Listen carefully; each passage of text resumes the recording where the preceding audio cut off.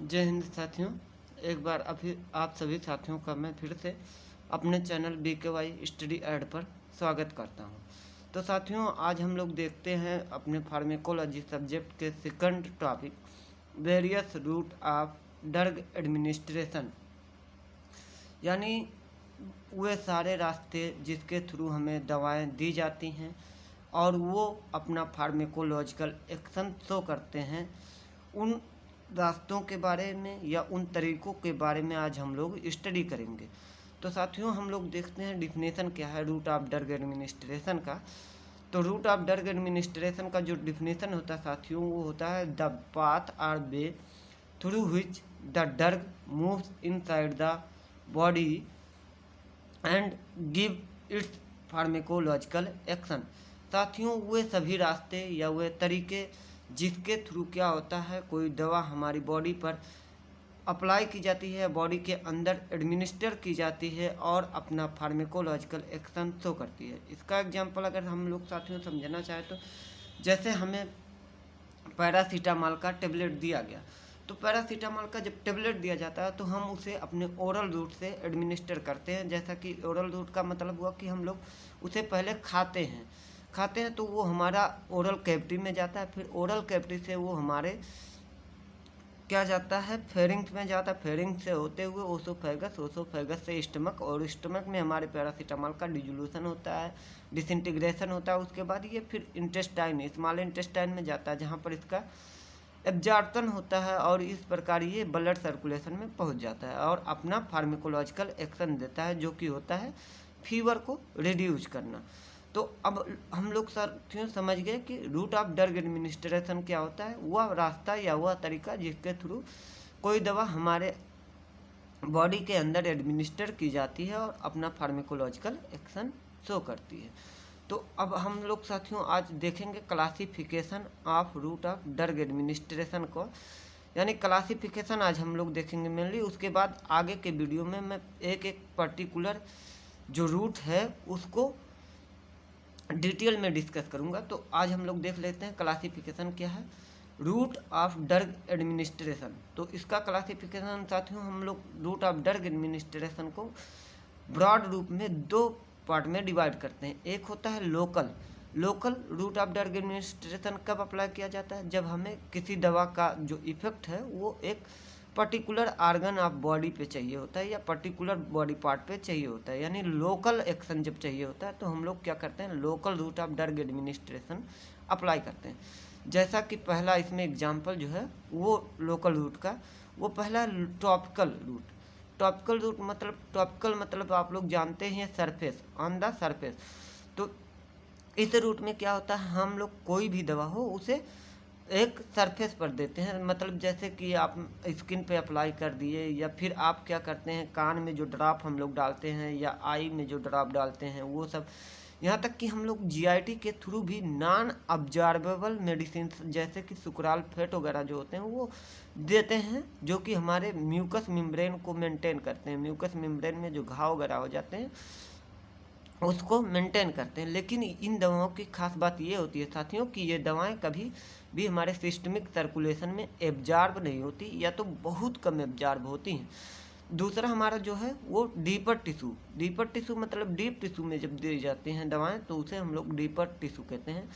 Example में आप लोगों को जैसा कि दिख रहा होगा इंट्रा आर्टिकुलर इंजेक्शन, यानी वे इंजेक्शन जो हम लोग जॉइंट के बीच में देते हैं उन्हें कहते हैं इंट्रा आर्टिकुलर इंजेक्शन। जैसे कि जब हमें आर्थराइटिस या किसी को आर्थराइटिस हो गया तो उसमें हम लोग हाइड्रोकार्टिसोन एसीटेट का जो इंजेक्शन होता है वो पैर के नी जॉइंट में देते हैं। इसी प्रकार से दूसरा एग्जांपल है बल्बर इंजेक्शन कौन होते हैं, ये भी हाइड्रोकार्टिसोन के इंजेक्शन होते हैं जो कि हमारे आई बॉल के नीचे वाली मसल्स में दिए जाते हैं। तीसरा जो टॉपिक है हमारा local route of drug administration का, वो है आर्टेरियल सप्लाई। जब कोई मेडिसिन हमारी डायरेक्ट आर्टरी में दी जाती है तो उसे आर्टेरियल सप्लाई कहते हैं। जैसे कि किसी को अगर कैंसर का ट्रीटमेंट करना है, किसी को कैंसर हो गया तो उसके ट्रीटमेंट के लिए जो हम लोग मेडिसिन देते हैं वो आर्टरी में ही देते हैं, जो कि मेनली ब्रेकियल आर्टरी में या फिर सिफेलिक आर्टरी में दिया जाता है, जिसे ब्रेकियल आर्टरी या फिर फीमोरल आर्टरी में दिया जाता है, जो कि लिम्ब के कैंसर को ठीक करने के लिए होती हैं। तो अब हम लोग देखते हैं दूसरा रूट है सिस्टमिक रूट। जब हमें किसी मेडिसिन का जो है एक्शन या इफेक्ट जो है थ्रू आउट द बॉडी चाहिए होता है, तो हम लोग उस मेडिसिन को सिस्टमिक रूट से देते हैं। सिस्टमिक रूट मतलब होता है ब्लड सर्कुलेशन में ऐसा रूट जिसके थ्रू हम लोग दवा को डायरेक्ट ब्लड सर्कुलेशन में देते हैं, तो उसे systemic route of drug administration कहते हैं। तो इसमें क्या होता है, ये दो प्रकार का होता है। यानी एक होता है पहला हमारा जो है एंटेरल। एंटेरल का मतलब होता है कि वह रूट जो कि थ्रू इंटेस्टाइन से होकर के गुजरती है। यानी कोई भी मेडिसिन जब जीआईटी के थ्रू दी जाती है, जीआईटी में हमारा क्या आता है, बकल कैविटी आता है, उसके बाद फेरिंग्स आता है, बकल कैविटी, फेरिंग्स, उसके बाद हमारा क्या आता है, स्टमक आता है, small intestine, large intestine, rectum, caecum और कॉलोन, ये सब आते हैं हमारे जीआईटी में। तो जब इन रूट से हमारा कोई मेडिसिन दिया जाता है तो वो एंटरल रूट ऑफ ड्रग एडमिनिस्ट्रेशन कहलाता है। तो इसमें पहला है ओरल रूट। ओरल रूट जान ही रहे हैं, जब कोई दवा मुंह से दी जाती है। दूसरा है सबलिंगुअल, जब कोई दवा क्या होती है कि हमारे जीभ के नीचे दी जाती है तो वो सबलिंगुअल होता है। जैसे कि आप लोग देखे होंगे बेजोडाइलेटर जीटीएन जो होता है, या आइसोसार्बाइड डाइनाइट्रेट का टेबलेट वगैरह जो होता है, वो क्या होता है, सबलिंगुअल दिया जाता है। रेक्टल रूट से, रेक्टल रूट जब कोई मेडिसिन हमारे रेक्टम में अप्लाई की जाती है, जैसे कि आप लोग जान रहे होंगे डाइजापाम।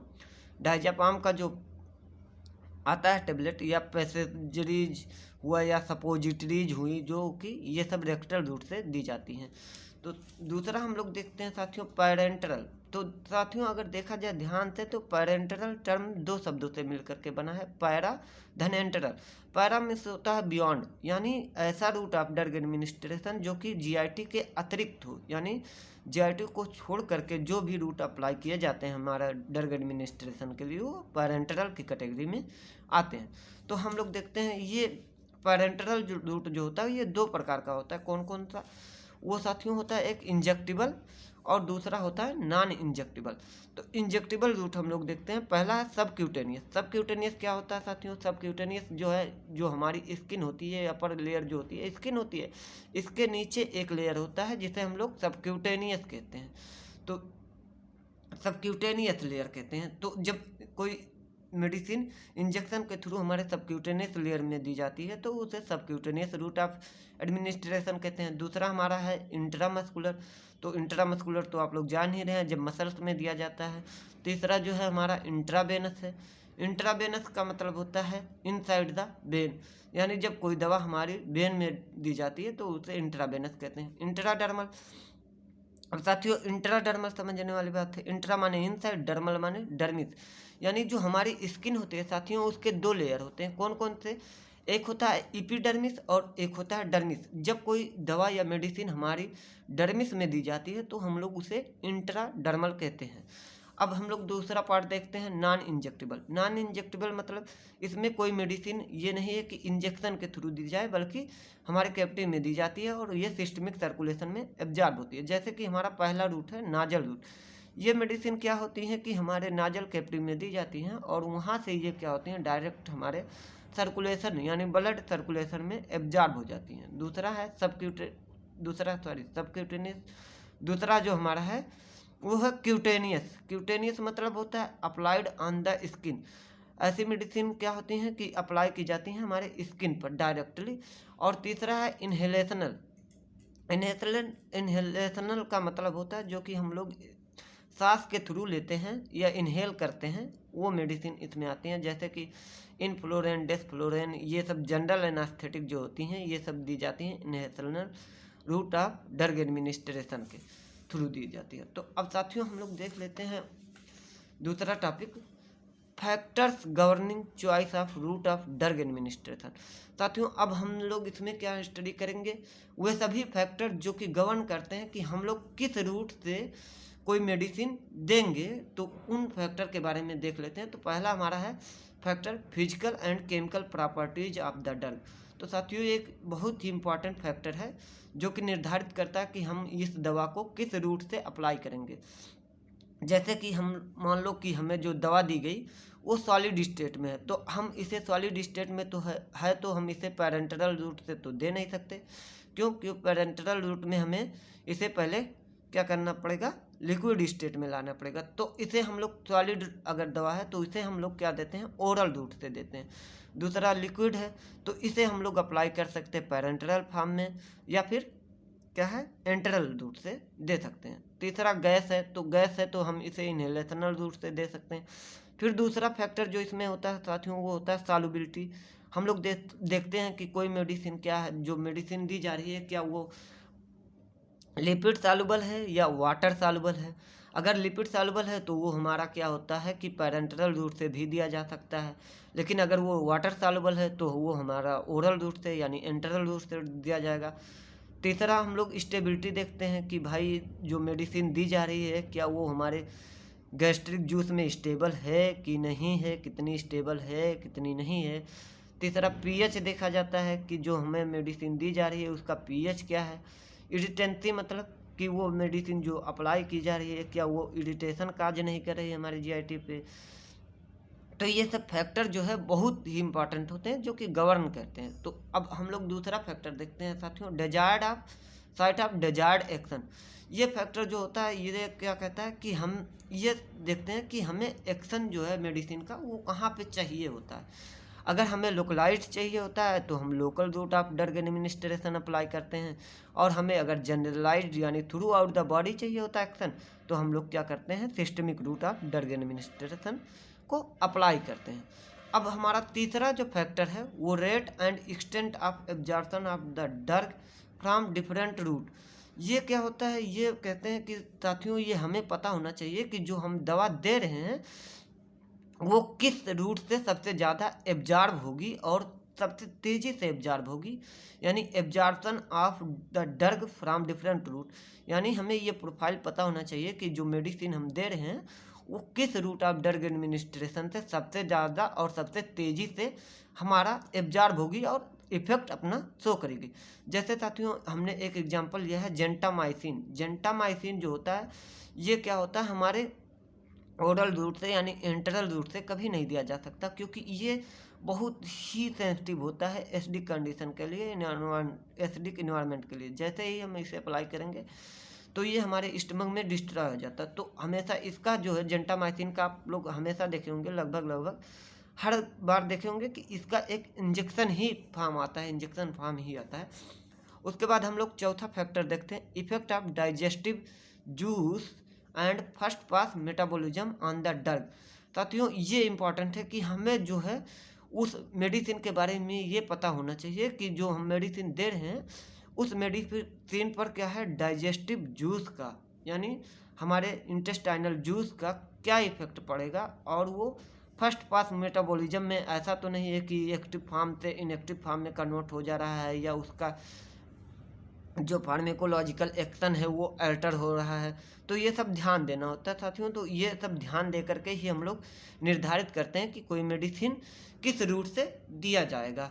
अब हमारा पांचवा इफेक्ट जो है रैपिड फैक्टर जो है वो रैपिडिटी है, with which the response is desired. Rapidity मतलब कितनी तीव्रता से हमें कोई एक्शन उस दवा के चाहिए, ये भी एक फैक्टर होता है जो कि गवर्न करता है कि हम इस मेडिसिन को किस रूट ऑफ ड्रग एडमिनिस्ट्रेशन से दें। जैसे रूटीन ट्रीटमेंट, अगर हमें कोई इमरजेंसी नहीं है तो हम लोग क्या करते हैं, एंटरल रूट अप्लाई कर देते हैं कि भाई धीरे धीरे एक्शन चाहिए होता है हमें, तो एंटरल रूट दे देते हैं जिसे कि हम रूटीन ट्रीटमेंट कहते हैं। और दूसरा इमरजेंसी, जैसे किसी पेशेंट को इमरजेंसी है मतलब कोई ट्रामा का पेशेंट है तो अब हम लोग वहाँ तो एंटरल रूट दे नहीं सकते, क्योंकि एंटरल रूट जो है बहुत समय लेता है। पहले वो हमारे बकल कैविटी में जाएगा, बकल कैविटी से फेरिंग्स में जाएगा, फेरिंग्स से ओसोफेगस में, ओसोफेगस से स्टमक में, स्टमक से फिर इंटेस्टाइन में, फिर वो एब्जॉर्ब होगा हमारे ब्लड सर्कुलेशन में, और ब्लड सर्कुलेशन से फर्स्ट पास मेटाबॉलिज्म में जाएगा। उसके बाद फिर वहाँ से वो हमारा क्या होगा, through out the body distribute होगा। इस प्रकार बहुत ज़्यादा टाइम ले लेता है एक्शन शो करने में। तो इमरजेंसी के केस में हमेशा क्या होता है, आईवी जो इंजेक्शन होते हैं वो दिए जाते हैं, क्योंकि ये बहुत ही तीव्र एक्शन शो करते हैं। एक्यूरेसी ऑफ डोज रिक्वायर्ड, ये भी फैक्टर होता है कि हमें जो डोज दे रहे हैं उसकी कितनी एक्यूरेट मात्रा हमें रिक्वायर है। कंडीशन ऑफ द पेशेंट, साथियों सबसे इम्पॉर्टेंट टॉपिक है कंडीशन ऑफ द पेशेंट। ये जो फैक्टर है ये बहुत इम्पॉर्टेंट है। क्यों?